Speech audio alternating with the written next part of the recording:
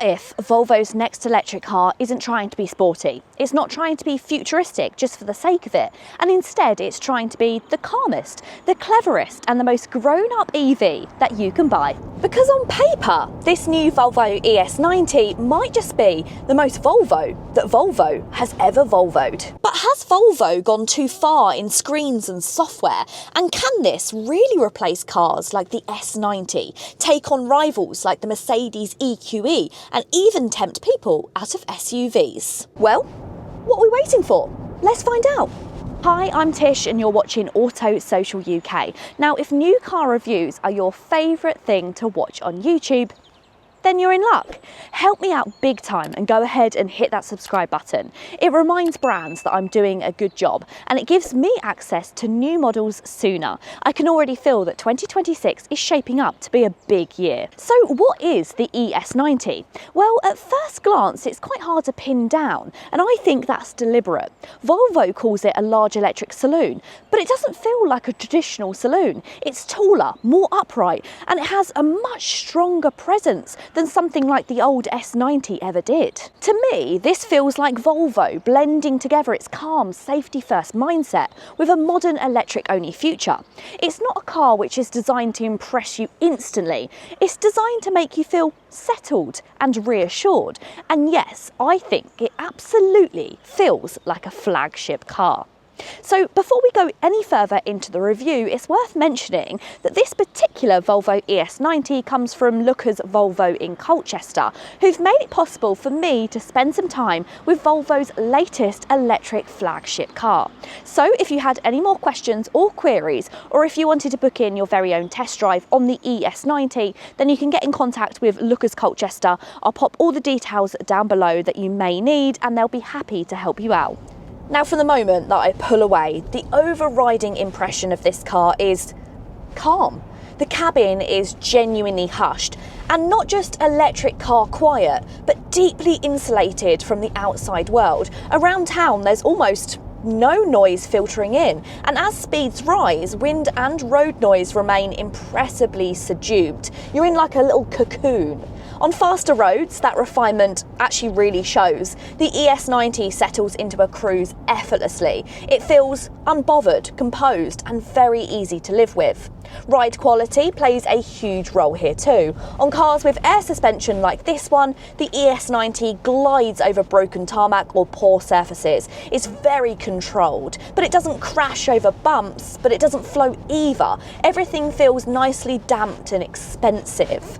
You are aware that this is a big car. The bonnet stretches out in front of you and the seating position is probably quite a lot higher than you'd expect from a saloon. Still, it never feels intimidating. Forward and side visibility is good and the car is easy to place. But there is an issue, and that's this rear window. It's absolutely tiny. There is a 360-degree camera and it's crisp and clear, which makes it easy to park, but it does feel weird that you never get a clear view behind you. I can't believe they haven't put in a digital rear view mirror. Finally, getting up close and personal with the ES90, it's immediately clear that this is a Volvo, but of course a very modern one.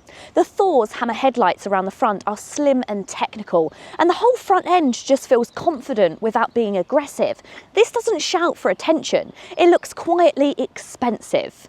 Now, you may notice that the model that I have here has the LiDAR sensor on top of the windscreen. Now, this is a very early model, and that's why it still has it. And this is something which has caused a lot of debate. Visually, I've never loved it. It interrupts what is otherwise a very clean roofline, and it makes the car feel a bit more concept than actually production ready. But what's important to know is that Volvo have since confirmed that that roof-mounted LiDAR is being removed from ES production globally, so most customers won't even see it, and personally I think the ES90 looks much better without it. The design feels more clean and more cohesive. Now, from the side, the proportions are unusual. It's a long, tall saloon, and that sloping roof section really stands out. In profile, it reminds me a lot of the Polestar 4, but it does have a rear window, although it's not actually particularly much use. I'll talk about that later on. Around the back, the ES90 is very square, very upright. I certainly wouldn't describe it as elegant from this angle. And I don't think Volvo was pretending for it to be. Compared to the BMW i5 or the Mercedes EQE, which are flashier and sleeker, this is boxy and functional. And honestly, I think I might prefer it. Those rivals may turn more heads, but I really like the ES90's planted solid stance. It feels honest. It's a bit of a Frankenstein from some angles, but very on brand for Volvo. Now, I want to talk about pricing because I know so many people will think that's very, very important. So in the UK, it starts from £69,000, rising to the mid-80,000s for higher trims and performance variants. A BMW i5 ends up in a similar place once you spec it properly, and a Mercedes EQE can also climb higher once you add on loads of options, and even a Tesla Model S isn't wildly away from that price. But those cars offer an entry-level model. The problem here is that the ES90 in the UK has no stripped back version. Volvo skips the core trim in the UK, meaning that just the Plus and the Ultra are your only options. The upside is that you get a premium feel from day one. The downside is there's no cheaper way into an ES90 ownership, and if you do go for the BMW or the Mercedes counterparts, they do have more affordable options.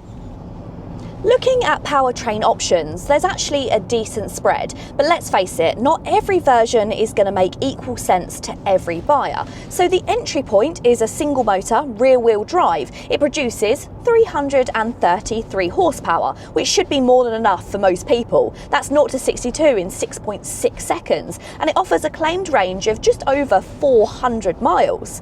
Prices for this car, the entry level, start at £69,000. In daily driving, this car feels completely adequate rather than exciting. It's smooth and quick and refined, but not especially thrilling. Step up to the twin-motor all-wheel drive version and things really start to improve noticeably. So power rises to 456 horsepower, 0 to 62 drops to 5.4 seconds, and the claimed range actually increases to roughly 435 miles. Pricing sits in the mid to high 70,000s, and this is where the ES90 starts to feel properly brisk, particularly for overtakes, although it does still prioritise comfort over engagement. At the top of the range is the twin-motor performance model. You are looking at 680 horsepower and a 0 to 62 time of around just 4 seconds. And prices for this one rise to the mid-80,000s. But I do question exactly how much of that performance you're going to realistically use in a car, which has clearly been tuned for calm, refined driving. Across all of the versions, the personality pretty much stays the same. You're choosing how much performance you want on tap, not changing the character of the car. And for that reason, you might as well just go for the entry-level model. One of the ES90's biggest strength is charging. So this car sits on a new 800-volt platform. And that means that if you find a charger quick enough, say a 350 kilowatt charger, then you can actually top up to 300 kilometers or 186 miles in just 10 minutes. This architecture not only accepts a stronger amount of power, but it also sustains it for longer, and it also deals with conditioning within the battery to make sure that it can accept that level of range. That means that motivated parts are much quicker than many of this car's rivals. So if you are a long-distance driver who hasn't thought that EVs could work for you, then this could be the electric car that you've been waiting for. The one area which I feel slightly disappointed with the ES90, however, and maybe I've become hyper aware of it because I've recently driven the Kia EV5, that car is half the price of this one. However, when it comes to the Kia EV4, it comes with an electric charging port. This one, however, is simply manual. Now, stepping inside of the ES90 and instantly you feel a shift in the atmosphere. Your shoulders drop slightly, you feel calmer, you feel just relaxed. The outside world, dreary and wet as it is at the moment, is all left outside. And inside of here, you're greeted with all these calming materials. There's a lot of use of materials inside this cabin, and most of them, if not all of them, are recycled. So plenty of imitation leathers. You've got this lovely the two-tone steering wheel. You've got leather all the way across the dashboard, on top of the doors, on these seats. And this is imitation leather, which has been created by using recycled plastic bottles. So it's good for the environment, and also it looks and feels really good as well. And there's no leather smell. Some people like the leather smell. Personally, I'm not a fan. You've also got this wood as well, and this is ethically sourced wood in this light material within this cabin. And then you have the touches of chrome, which is also recycled around this steering wheel, around this centre console, and also all the way on top of the dashboard. And then you've just got this lovely little Volvo emblem of that Swedish flag, which I really like. You'll also find the Swedish flag on the seats as well, because they are proud of this product, and so they should be. Everything feels just super comfortable as well. These seats are lovely, and I love the layout of this cabin. So you've got a nice armrest right here, and it feels very big and wide, giving you that spacious feel, but also everything's within reaching distance, so it feels easy to access. You've got buttons on the steering wheel. Now we'll talk about the touchscreen in a moment, but let's talk about something which I absolutely love, and that's the little bit of bling. I myself have gained a little bit of bling just before Christmas, and I now have a matching bit of bling in the centre of the Volvo. You have this volume scroller, which uses that same material that you also used to get in the gear selector. I really like it, and it just makes it feel a bit more special. You've got storage inside the armrest, and you've also got storage which is just behind this scroller here, and then you have your two cup holders. I prefer the fact that this is behind this little panel because it looks neater, and you can also store items like your mobile phone on top. Now, a little bit of a complaint, you have only got one wireless charging pad, which I think is a little bit disappointing nowadays. Now, like I said, let's talk about this touchscreen, because this is where pretty much all of the functions of the car are controlled. And I'm not just talking about climate control. We've known for a while that a lot of climate control systems are now in the touchscreens, but even the steering wheel adjustments and the door mirror adjustments are all done inside of the touchscreen, which can be very frustrating. It's a 14.5-inch portrait-orientated screen that dominates the centre of the dashboard, and visually it's very impressive. The display is bright and sharp and high resolution, and the layout feels modern and uncluttered rather than busy or dated. It runs Volvo's Google-based system, so things like Google Maps, Spotify and voice control are all built straight into the car, and that means everything feels connected and more up-to-date than older Volvo systems. Using it day to day, it's actually very slick. The menus respond quickly, and there's no noticeable lag when you swipe or tap, and you can set up shortcuts for things that you use most, so you're not constantly digging through layers. Voice control also works surprisingly well, which helps take some of the pressure off the touchscreen, and wireless Apple CarPlay is there if you'd rather stick to your phone's layout. So thumbs up Volvo for having such an easy to use, crisp and clear infotainment system, which feels ultra fast. It's just such a shame that with a brand which focuses on safety, they've put all of the systems in a screen, which can be slightly dangerous to use.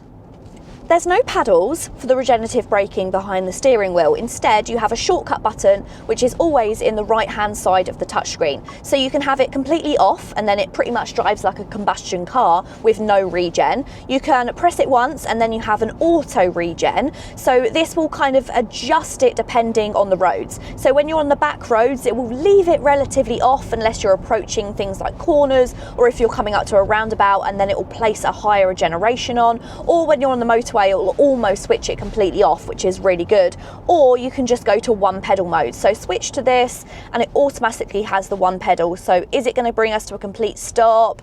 We're going for a little bit of a crawl, and yeah, we're stopping. So it is a true one pedal drive, but I quite like to have it on auto. I find that it's really well judged, and it doesn't bring you to a real sharp abrupt stop. It kind of slows you down and speeds you up when you want it to. So that's really good.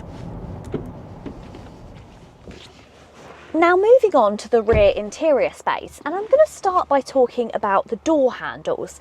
So you have this door handle which you kind of pull up here, and then you have this nice padded area which you can push your arm on to use it to open up the door. It actually is quite a nice motion. Inside of the back here, you do have the same luxury feeling that you get in the front, all really nice soft materials. And because this is the lighter interior with the panoramic sunroof, it just feels feels so calming, so bright, and it really does make you feel like you're almost in a spa on wheels. Now, in terms of space, there is absolutely tons. As you can see, I've got loads of room, loads of legroom, plenty of headroom. The slightly strange thing is the seating position. You feel quite high up in the back here compared to the front seat passengers. You're almost looking down on the front seat passengers, but that is a good thing because these windows are relatively small, but it means you have a good commanding view of the road in front. There's plenty of storage, so you've got storage inside of the doors, and you have this pull down armrest as well. Now, I've been battling with this armrest, and that's because if you're careful not to pull the tab in the middle, so if you pull it round to the side, it will literally just get stuck. So you have to make sure that tab is in the middle. Seems a little bit strange, and then that will pull down. Now, this is damped, which feels nice. You have the cup holders, which are behind this nice piece of wood there. These are a little bit cheap, but it's hidden away, so I don't think that's a problem. You have this really nice kind of almost like felted area in the middle, which includes some storage, so you can hide some items away in there. So that's all very nice. You've got 2 ISOFIX fitments. The only thing that's been talked about in the back here is there's no kind of storage sections for the front seats. But I think that's been done intentionally. Volvo want this car to be clean and minimalist.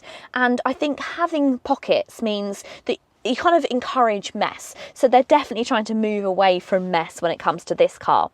The rear seat passengers do also get their own climate control section, which on this high spec model, I've got heated and cooled seats in the back, which I can even run simultaneously. I don't know why you'd want to. And I've got dual zone climate control in the rear as well. So we've got a 4-zone climate control and 2 USB-C chargers. I would say that's the only downside of this car is the charging. So you've got 2 USB-C chargers, but maybe it would have been nice to have some wireless charging in the back, or perhaps even an extra charger, because let's face it, if you've got 3 people in the back, they're probably all going to want to charge their mobile phones. Now, these seats also recline electrically as well, and you can use the controls on the door, which definitely feels very special. So things in the back point that Volvo wasn't focusing only on the family car market. They were going after the premium car, executive car market. And that continues around to the boot, because despite its boxy shape and quite high stance, there's not a huge amount of boot space. So inside of here, you get just under 450 litres. That makes it around the same size as the Mercedes EQE, but it is smaller than the BMW i5. And you will see it's got quite a high opening. So loading items in can be tricky if you go for the entry-level model. But if you go for this higher spec model with the air suspension, then you can drop down the boot, and then it makes it easier to load items in. I think the load area is nice and wide. I don't have any problems there, and it does have this nice retractable parcel shelf which clips up there, keeps it out of the way. That looks nice and smart. You will find a couple of details in here. So you've got a couple of pull-out hooks, you have got a little bit of netting, and you've got a 12-volt charging point. But I think compare this car to some older Volvos. Those cars came with so much practicality. You used to be able to lift up this boot floor here and it sectioned off the boot, and then you had some hooks to be able to put your shopping in it. This just feels, well, it's not very finished, particularly nice, and it doesn't have added practicality, the things that Volvo used to think about. Now, for the day-to-day person, I don't think this will be a problem at all, but people coming from older Volvos into this new ES90 may miss some of those little gadgets.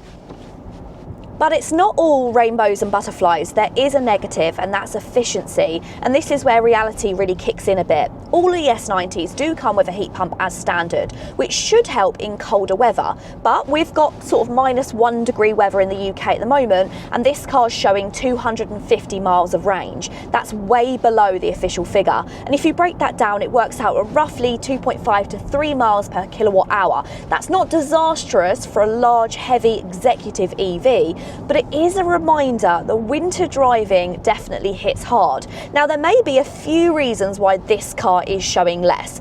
Cold temperature reduces the battery efficiency, heating the cabin uses a lot of energy, but also this is a dealer demonstrator, so it's probably lived a short but very hard life, filled with short runs, cold starts and enthusiastic driving.